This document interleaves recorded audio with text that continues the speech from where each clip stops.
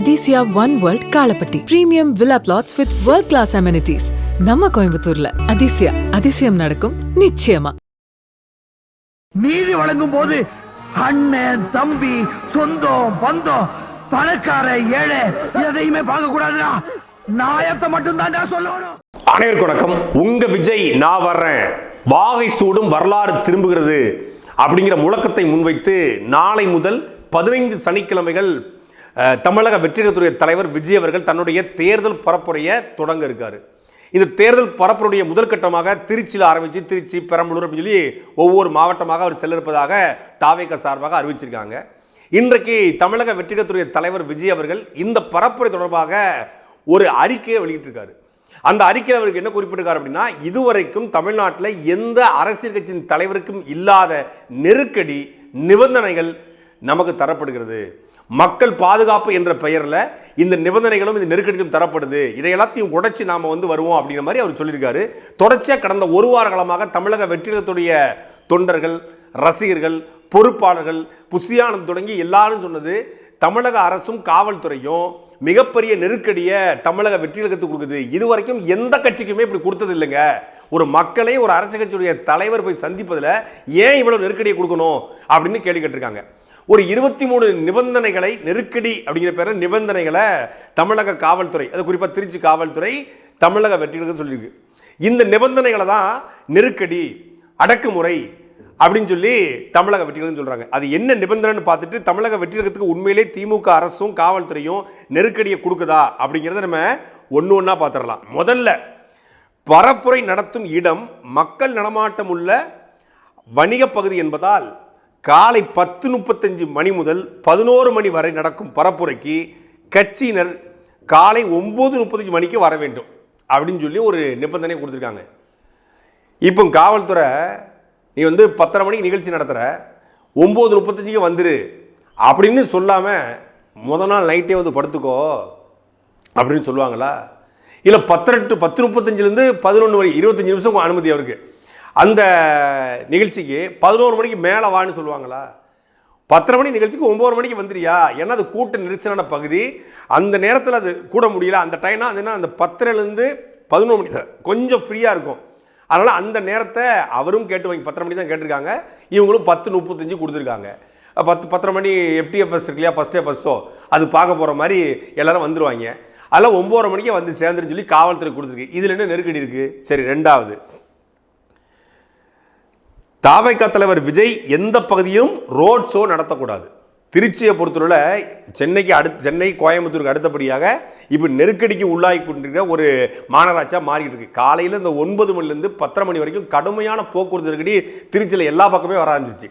குறிப்பாக அந்த காந்தி மார்க்கெட்டு, மரக்கடை பகுதி, வியாபாரிகள், பொதுமக்கள், பள்ளிக்கூடத்துக்கு போயிட்டு வருவாங்க, அலுவலகத்துக்கு போகிறவங்க என்று கடுமையான நெருக்கடி அந்த நேரத்தில் இருக்கும். ஒரு அரை மணி நேரத்துக்கு முன்னாடி போனால் மட்டும்தான் அந்த பகுதியை நம்ம சாதாரணமாக கடக்க முடியும். அவ்வளோ நெருக்கடிக்கு உள்ள பகுதி. அதனால் என்ன சொல்கிறாங்கன்னா, ரோட் ஷோ நடத்தக்கூடாது அப்படின்னு சொல்லி உத்தரவிட்டுருக்காங்க. என்ன வேணாலும் பண்ணிக்கோங்க, நீ ஏர்போர்ட்டில் கிளம்பி உன் கட்சிக்காரனை பூரா கூட்டுக்கிட்டு மொத்தமாக நீ ஒரு 1000கணக்கான பைக்லையும் 1000 கார்லையும் போ அப்படின்னு காவல்துறை சொல்லுமா? ரோட் ஷோ நடத்தாதுன்னு சொல்லுது. விஜயின் வாகனத்திற்கு பின்னால் 5 வாகனத்துக்கு மேல் எந்த ஒரு வாகனமும் அனுமதிக்கூடாது. ஐயோ அடக்குமுறை, ஐயோ ஒடுக்குமுறை. 5 வண்டி எப்படி போக முடியும்? நாங்கள் எத்தனை 1000 பேர் வருவோம்? காவல்துறை சொல்லும்போது 5 வாகனம் தான் போகணும்னு சொல்லும். 1000கணக்கான வாகனத்தோடு நீங்கள் வாருங்கள், புடைசூழ வாருங்கள், படை திரட்டி வாருங்கள், யானைப்படை, குதிரைப்படை, காலாட்படை, கப்பல் படையெல்லாம் கொண்டு வாங்கன்னு காவல்துறை சொல்லுமா? 5 வாகனத்தை, இது காவல்துறை எல்லா அரசியல் கட்சிக்கும் கொடுக்கக்கூடிய ஒரு நிபந்தனை. அது ஒரு கண்டிஷன்ஸ் அப்ளைன்னு சொல்லி ஒன்று கொடுத்துருப்பாங்க. கண்டிஷன்ஸ் சொல்லி இந்த மைக் செட் வைக்கும்போது ஒரு 10 நிபந்தனை வைப்பாங்க. கூம்பு ஒளிவை ஒளிபரிக்க பயன்படுத்தக்கூடாது, ஒளி அளவு குறைவாக இருக்க வேண்டும் அப்படிலாம் அந்த அதில் கையெழுத்து போட்டு கொடுத்தா தான் மைக் செட்டுக்கான அனுமதியை வழங்கும் காவல்துறை. அது மாதிரி ஒரு நிபந்தனையை கொடுத்துருக்காங்க. அடுத்தால, பட்டாசு வெடிக்க அனுமதி இல்லை, எளிதில் தீப்பற்றக்கூடிய பொருட்கள் வைத்திருக்கக்கூடாது அப்படின்னு சொல்லி ஒரு நிபந்தனை சொல்லியிருக்காங்க. சரி, பட்டாசு வெடிக்க அனுமதி கூடாதுன்னு சொல்லியிருக்காங்க.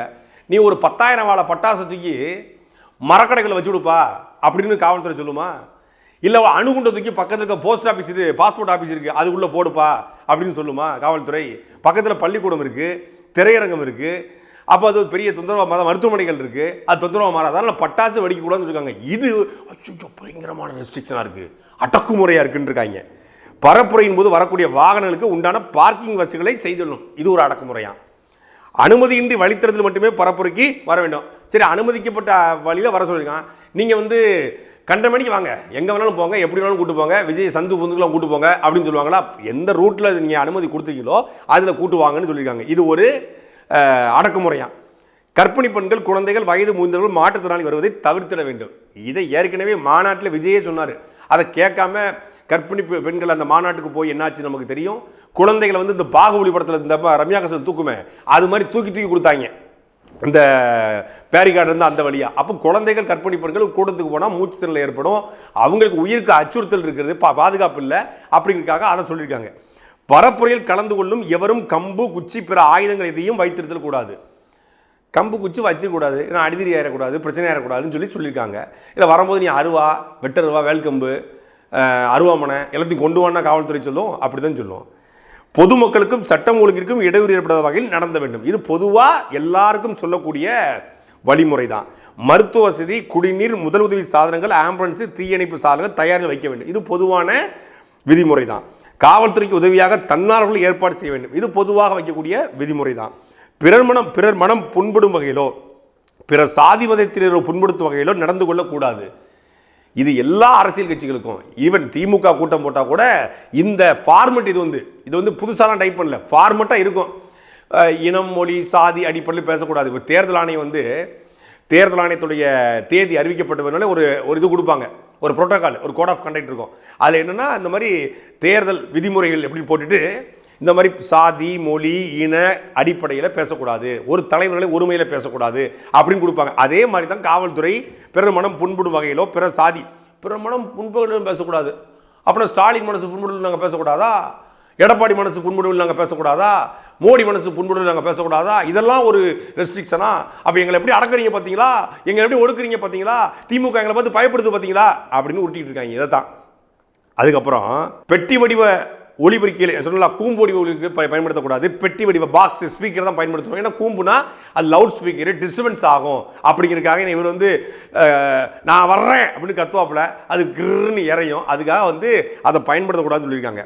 மாவட்ட வாரியாக யாருடைய தலைமையில் எத்தனை வாகனங்கள், எவ்வளவு தொண்டர்கள் வருவார்கள் என்ற விவரமும், தலைமை தாங்கி அழைத்து வரும் பிரதிநிதிகளின் தொடர்பின் உள்ளிட்ட விவரங்களும் முன்னதாக அளிக்கப்பட வேண்டும். இது பொதுவாக எல்லா கட்சிகளுக்கும் காவல்துறை கேட்கக்கூடிய ஒரு தகவல். ஐஎஸ் கூட்டு கேட்பாங்க, காவல்துறை பொதுவாக கேட்கும். பொது சொத்துக்கோ தனியார் சொத்துக்கோ சேதம் ஏற்படுத்தக்கூடாது. ஏன் இதை போட்டிருக்காங்கன்னா, இதை மற்ற கட்சிக்கு இதை போட மாட்டாங்க. இது உண்மையிலே இவங்களுக்கு போட்டிருக்காங்க.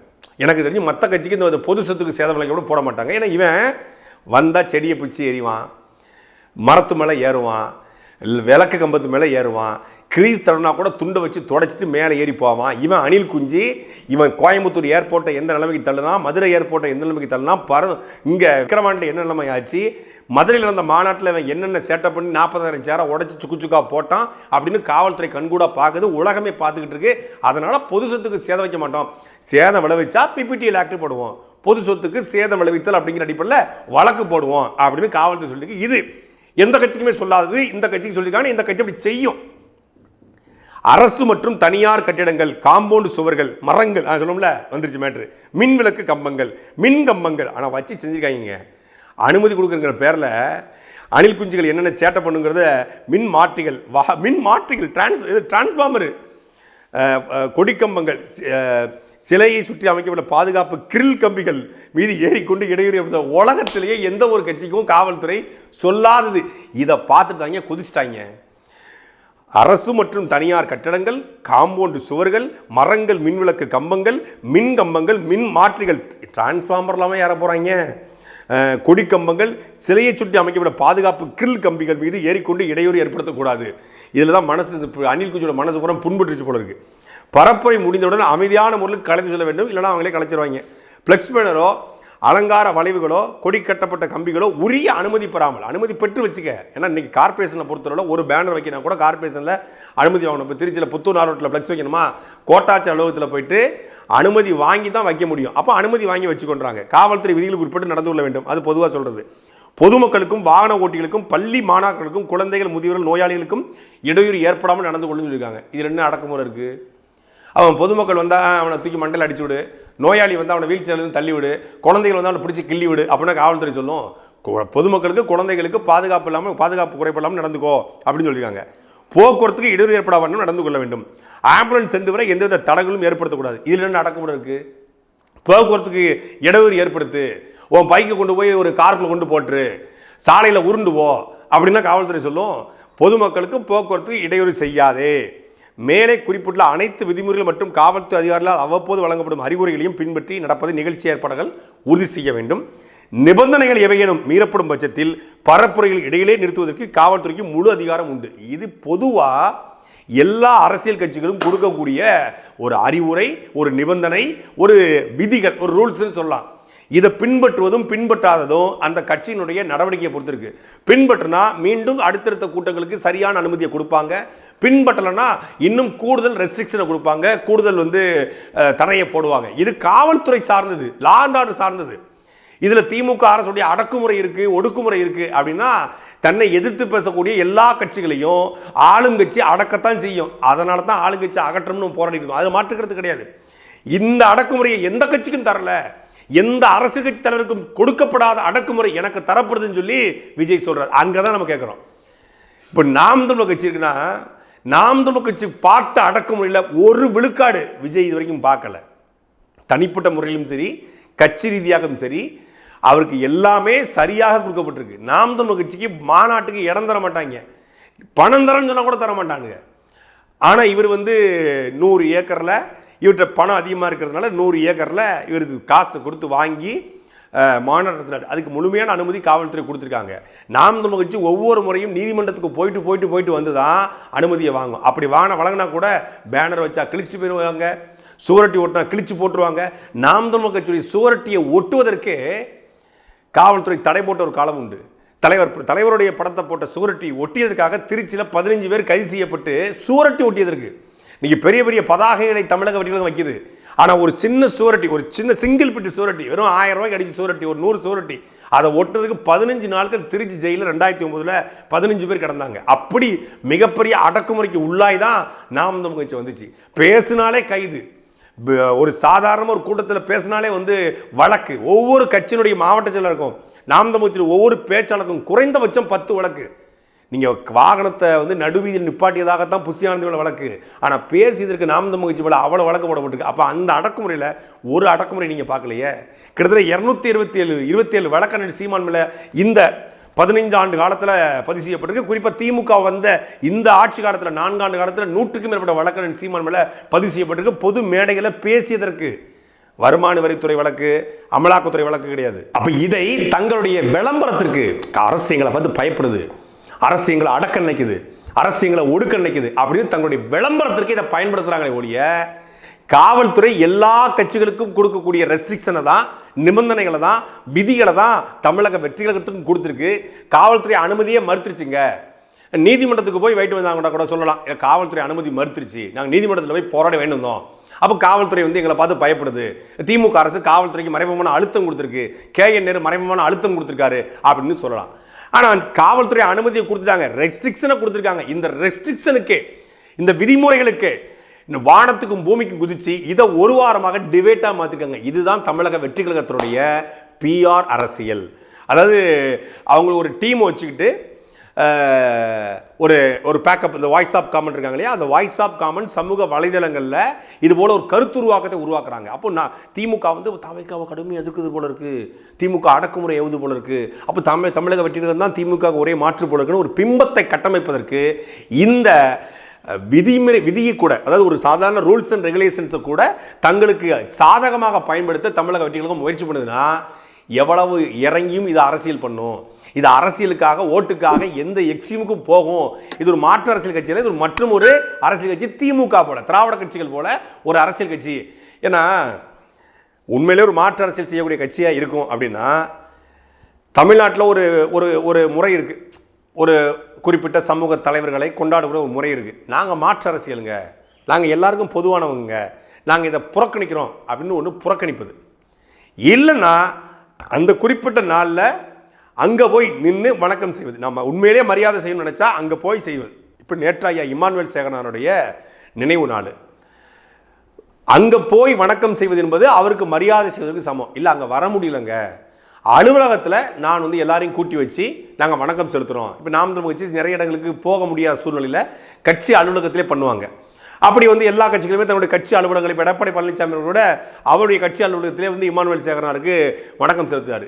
அந்த வணக்கம் செலுத்துகிற முறையை வச்சு பார்க்க முடியாது உண்மையிலே செலுத்துகிறாங்களா இல்லை ஒரு ஊருக்காக செலுத்துகிறாங்களான்னு. இவர் போன முறை இமானுவேல் சேகரனாருக்கு வணக்கம் செலுத்தலை. ஆனால் போன முறை கட்சி ஆரம்பிச்சிட்டாரு, மாநாடு போடலை. கட்சி ஆரம்பிச்சிட்டாரு. அதே செப்டம்பர் 11 இவர் சென்னையில் தான் இருந்தார். போன முறை இதே மாதிரி ஒரு புகைப்படத்தை வச்சு வணக்கம் போட்டுக்கலாம், வணக்கம் செலுத்தலை. ஆனால் இந்த முறை மாநாடு அறிவிச்சிட்டாரு, மக்களை சந்திக்க வர்றேன்னு சொல்லிட்டாரு, தேர்தலையும் நிற்க போறாரு. இவர் நினைச்சிருந்தா நேற்று சென்னையில் தான் இருந்திருக்காரு. இதே தனி விமானத்தில் நாளைக்கு திருச்சி வர்றது போல மதுரைக்கு தனி விமானத்தை வரலாம். இவர் ஒன்றும் கமர்ஷியல் ஃப்ளைட்டில் வர போகிறது இல்லை, மக்களோட மக்களாக வர போகிறது இல்லை, தனி விமானத்தில் வர போகிறாரு. வந்துட்டு அங்கிருந்து இவருக்கு எல்லா பாதுகாப்பும் கொடுக்க போகிறாங்க. பெரிய கூட்டம் வந்து அப்படியே முண்டிலாம் அடிச்சிடாது. காலையில் 10 மணி 11 மணிக்கு வரதா சொல்லியிருந்தா காவல்துறை முழு பாதுகாப்பு கொடுத்துருப்பாங்க. அந்த இடத்துல கொஞ்சம் கூட்டம் இருந்துச்சு. அங்கே போய் அழகாக இமானுவேல் சேகரன் ஐயாவுக்கு மரியாதை செஞ்சுட்டு வந்திருக்க முடியும். ஆனால் போகலை. ஏன் போகலை? போகாமல் காலையில் 10 மணிலேருந்து 3 மணி வரைக்கும் தலைவர் வந்து எங்கே போனாருன்னு தெரியல. 3:30 மணிக்கு திடீர்னு ஒரு யானோதயமா இல்லை அப்போ தான் எந்திரிச்சாரான்னு தெரியல, உட்காந்து வணக்கம் போட்டிருக்காரு. உலகத்தில் இப்படி யாராவது வணக்கம் போட்டு பார்த்துருக்கீங்களா? இப்போ நம்ம வந்து தாஜ்மஹாலை பார்க்க போகிறோம். யாரும் தாஜ்மஹாலை கும்பிட்டுக்கிட்டு நிற்க மாட்டான். தாஜ்மஹால் பக்கத்தில் ஒரு ஃபோட்டோ அப்படி எடுப்பான். குதுப்பினாரை பார்க்க போகிறோம், குதுப்பினார் பக்கத்தில் ஒரு ஃபோட்டோ எடுப்போம். அது மாதிரி வந்து நம்ம வந்து தஞ்சை பெருடியார் கோயிலை பார்க்க போகிறோம். பெருடியார் கோயில் போனால் கும்பிடுவோம், சில பேர் ஃபோட்டோ எடுப்பாங்க. கரிகால சோழன் சிலையை பார்த்தா அப்படி நின்று ஃபோட்டோ எடுப்பாங்க. ஒருத்தர் சிலை பக்கத்தில் நின்று ஒரு ஃபோட்டோ பக்கத்தில் நின்று ஒரு ஃபோட்டோ எடுத்தால் எப்படி இருக்கும்? அது மாதிரி இமானுவேல் சேகரன் ஐயாவுடைய புகைப்படத்துக்கு பக்கத்தில் நின்று ஒரு புகைப்படம் எடுத்திருக்காரு. அந்த புகைப்படத்தில் இருக்கக்கூடிய, அதாவது இறந்து போன ஐயா இமானுவேல் சேகரனார் வந்து அந்த புகைப்படத்தில் ஆக்டிவாக இருக்கார். அந்த ஃபோட்டோவில் அவர் பளிச்சுன்னு இருக்காரு, அவர் ஆக்டிவாக இருக்கார், அவருடைய அந்த புகைப்படம் ஆக்டிவாக இருக்குது. ஆனால் அந்த புகைப்படத்துக்கு பக்கத்தில் உயிரோடு இருக்கக்கூடிய விஜய் செத்து போய் நிற்கிறாரு. இதைத்தான் கிராமத்தை சொல்லுவாங்க, சித்தவங்கையில் வெத்தலைவாக்கு கொடுத்தமா நிற்கிறடே அப்படின்னு. அது சித்தவங்கையில் வெத்தலைவாக்கு கொடுத்தா அப்படி இருக்கும், அது இப்படி கிடக்கும் வெத்தலைவாக்கு, கை இப்படி விரிஞ்சு கிடக்கும், வெத்தலைவாக்கு அப்படி விரிஞ்சு கிடக்கும். அது மாதிரி அது வம்புக்கு பண்ணுறாங்களே, வீம்புக்கு பண்ணுறது, வீம்புக்கு சொல்லுவாங்க, வீம்புக்கு பண்ணுறதுன்னு, அது மாதிரி வீம்புக்கு பண்ணியிருக்காப்புல. இந்த புகைப்படத்தை வெளியிடாமல் இருந்திருந்தா ஒரு விமர்சனமாக இருக்கும். ஏன்னா இமானுவேல் சேகரனாருக்கு விஜய் வந்து புகழ் வணக்கம் செலுத்தலையான்னு கேட்டிருப்பாங்க. அப்போ ஏதாவது ஒன்று பண்ணுவோம். இதே மாதிரி தான் தெய்வ திருமணர் முத்துராமலிங்க தேவருடைய புகைப்படத்தை வச்சு 4 மணி 5 மணியோ 2024 அக்டோபர் மாதம் மாநாடு முடிஞ்ச ஒரு 3வது நாள் நினைக்கிறேன், ஒரு வம்படியாக 5 மணிக்கு தெய்வத்து முத்துராமலிங்க தேவருக்கு புகழ் வணக்கம் செலுத்துகிறேன்னு ஒரு போஸ்ட்டை போட்டார். இப்போ 3:30 மணிக்கு இமானுவேல் சேகரனாருக்கு புகழ் வணக்கம் செலுத்துகிற ஒரு போஸ்ட். அந்த போஸ்ட்லேயாவது கும்பிட்டு இருந்தார் முத்துராமலிங்க தேவரை பார்த்து. இதில் வந்து சும்மா அப்படி ஏன் பண்ணுவோம், ஏதாவது நிற்போம். அப்போ அந்த தலைவர்கள் மீது இவருக்கு என்ன மரியாதை இருக்குது? அந்த தலைவர்கள் மீது என்ன புரிதல் இருக்குது? இமானுவேல் சேகரனார் யார்? ஒரு 10 நிமிஷம் பேசுவாரா? அண்ணன் சீமான் கேட்டார், சரிப்பா கொள்கை தலைவராக காமராஜர் சொல்றியா, அந்த காமராஜரை பற்றி ஒரு 10 நிமிஷம் பேசுவியா, வேல்நாச்சியாரை பற்றி ஒரு 10 நிமிஷம் பேசுவேன்னா மொத்தமே 10 நிமிஷம் தான் அனுமதி கேட்டிருக்காரு. அவர் எப்படி இவங்களை பற்றிலாம் 10 நிமிஷம் பேசுவார்? மொத்தமே கிட்டத்தட்ட 10 நிமிஷம் தான். காவல்துறை சொல்லியிருக்காங்க 25 நிமிஷம் பேசலாம், அதெல்லாம் ரொம்ப டூ மச்சு, 15 நிமிஷம் போதும் எங்களுக்கு, 15 நிமிஷத்தில் பேசிட்டு கலைஞ்சிருவோம். அதுக்கு மேலே பேசுறதுக்கு என்ன இருக்குது? 15 நிமிஷமே A4 சீட் இருந்தால் தான் பேச முடியும். அப்போ இவர் மக்களை சந்திக்க வரல, தன்னுடைய ரசிக குஞ்சுகளை பார்க்க வராரு. ஆனால் பேரு மக்கள் சந்திப்பு. இது மக்கள் சந்திப்பு இல்லை. மக்கள் சந்திப்புனா தரையில் இறங்கி போய் மக்களோட மக்களாக நின்று மக்களுடைய குறைகளை கேட்டு அந்த மக்களது குறைகளை பெற்று நான் இதை வந்து என்னுடைய ஆட்சியில் வந்து கொண்டு வருவேன், இந்த பிரச்சனைகளை நான் தீர்ப்பேன் அப்படின்னு சொல்வது மக்கள் சந்திப்பு. இது மக்கள் சந்திப்பு கிடையாது. தன் ரசிகர்களை குசிப்படுத்த வராரு. இந்த சிங்கம் வேட்டைக்கு வரல, இது வேடிக்கை காட்ட வருகிறது. சனிக்கிழமை ஆனால் பிக் பாஸ் நிகழ்ச்சி போல வாரத்தில் வெள்ளிக்கிழமை இந்த பழைய முன்னாடி வந்து பார்த்திங்கன்னா அந்த பழைய தூர்தர்ஷன் இருக்கும், வாரம் சனிக்கிழமை இரவில் பாட்டு போடுவாங்க. அப்போ அந்த நேரம் பார்த்து மக்கள்லாம் உட்காந்துருவாங்க, இன்னைக்கு வந்து புது பாட்டு வரப்படுதா அப்படின்னு.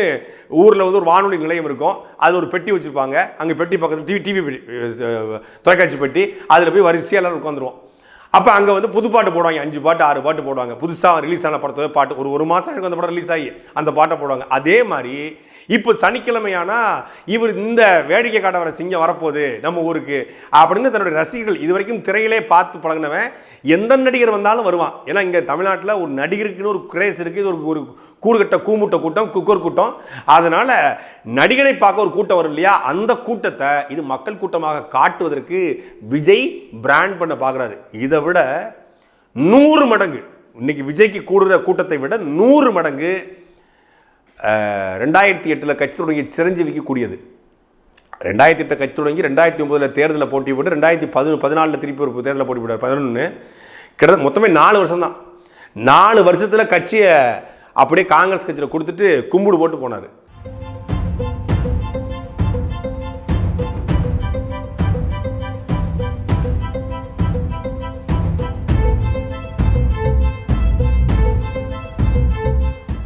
என்ன நடந்துச்சு நம்ம கண்ணுக்கு முன்னாடி பார்த்தோம். அப்போ ஒரு நடிகன் களத்துக்கு வரும்பொழுது, ஒரு நடிகன் அவன் அரசியல் கட்சி தொடங்கும் பொழுது ஒரு பெரிய கிரேஸ் இருக்கத்தான் செய்யும். அந்த கிரேஸ் தான் விஜய்க்கு இருக்கு.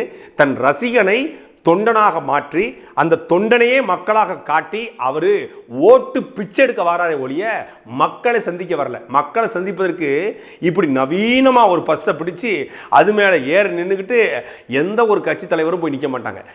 தேர்தல் பரப்புற அப்படின்னு வெளிப்படையாக சொல்லிட்டு போயிடலாம். நான் பிரச்சாரத்துக்கு வரேங்க, நான் ஓட்டு கேட்டு வரேங்க, சின்னமும் இல்லை எண்ணமும் இல்லை. நான் ஆட்சிக்கு வந்தால் என்ன செய்ய போகிறேன், காவிரி என்ன பிரச்சனை எப்படி தீர்ப்பேன், முல்லை பெரியார் பிரச்சனையை எப்படி தீர்ப்பேன், பாலாற்று சிக்கலை எப்படி தீர்ப்பேன், கச்சத்தீவை எப்படி மீட்டெடுப்பேன், நீட் தேர்வை எப்படி ஒழிப்பேன், நான் ஆட்சிக்கு வந்தால் இலங்கை தமிழர் பிரச்சனையை எப்படி தீர்த்து வைப்பேன், நான் ஆட்சிக்கு வந்தால் தமிழ்நாட்டுக்குரிய தமிழ் கோவில்களில் தமிழை எப்படி அரியணை ஏற்றுவேன், நான் ஆட்சிக்கு வந்தால் இந்த சமூக நீதி எப்படி காப்பேன், சாதியை எப்படி ஒழிப்பேன், எந்த விதமான பார்வையும் இல்லை. இதை எல்லாத்தையும் தாண்டி ஒரு ஆட்சியாளர் மிக முக்கியமானது பொருளாதாரம். நான் ஆட்சிக்கு வந்தால் தமிழ்நாட்டில் 9 லட்சம் கோடி கடன் இருக்கு, இந்த கடனை எப்படி அடைப்பேன், விஜய் பேசட்டும். விஜயினுடைய பொருளாதார கொள்கை என்ன, விஜய் கட்சியினுடைய பொருளாதார கொள்கை என்ன, உற்பத்தி பொருளாதாரமா சந்தை பொருளாதாரமா, தனியார் மைய தாராளமய உலகமய கோட்பாட்டை ஏத்துக்கிறாரா ஏத்துக்கலையா? ஏன்னா விமான நிலையம் வேண்டாம், விமான நிலையம் வேணாம்னு சொல்லல, இந்த இடத்துல வேணாம்னு சொல்றோம்ங்கிறாரு. அப்ப இந்த இடத்துல விமான நிலையம் வேணாம்னா வேற ஊர்ல வச்சுக்கலாமா, வேற ஊர்ல வச்சுக்கலாம்னா அந்த ஊர் மக்கள் எதிர்ப்பு தெரிவிச்சா விஜய் போய் நிப்பாரா நிக்க மாட்டாரா அப்படின்னு பல கேள்விகள் இருக்கு. தமிழ்நாடு முழுக்கூடிய மீத்தேன் ஹைட்ரோ கார்பன் இன்னைக்கு குலசேகரப்பட்டத்தில் வரக்கூடிய மத்திய அரசுடைய திட்டம், இது எல்லாத்தையும் விஜயனுடைய பார்வை என்ன, அவருடைய கேள்வி என்ன, அவருடைய தொலைநோக்கு என்ன, எனக்கு எதை பத்தின புரிதல் இல்லை. நான் வர்றேன், திமுக நல்லாட்சி கொடுக்கல, திமுக சொன்ன வாக்குறுதி நிறைவேற்றலை, அதனால் நாம் வர்றோம், திமுகவை கேள்விக்கிறோம், ஒரு பாசிசம், ஒரு பாயாசம், ஒரு அங்கிள், ஒரு மோடி சார் போட்டுட்டு நான் எனக்கு ஓட்டு போடுங்க, நான் எல்லாத்தையும் மாற்றிடுவேன் அப்படின்னா எதுக்காக உங்களுக்கு ஓட்டு போடணும், நீ யார், நீ என்ன பண்ண போற அப்படின்னு எந்த தெளிவும் இல்லை. அப்போ எண்ணமும் இல்லாமல் சின்னமும் இல்லாம ஒருத்தர் ஓட்டு கேட்க வராரு. இந்த சுவர் இன்னும் எத்தனை பேரை பழிவாங்க போதுங்கிற மாதிரி விக்கிரவாண்டியில மாநாடு போட்டாரு, ஒரு 5க்கும் மேற்பட்ட மரணங்கள் சாலை விபத்துல.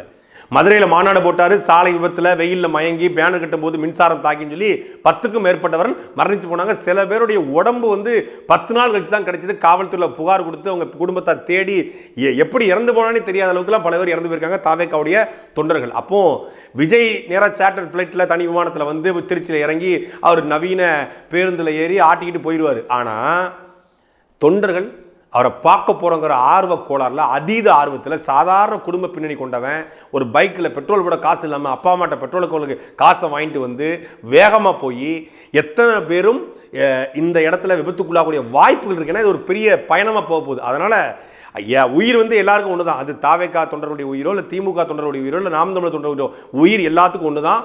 உயிரின் வலியும் ஒன்று தான், உயிர் உன்னதமானதான். அதனால் அவர் போயிடுவார், நீங்கள் பாதுகாப்பாக இருங்க. இந்த பயணத்திலேயாவது மரணத்தை, விபத்துகளை தவறுங்கள். சாட்டை எடுத்து நாட்டை திருத்து, இளம் தலைமுறை தானே நீ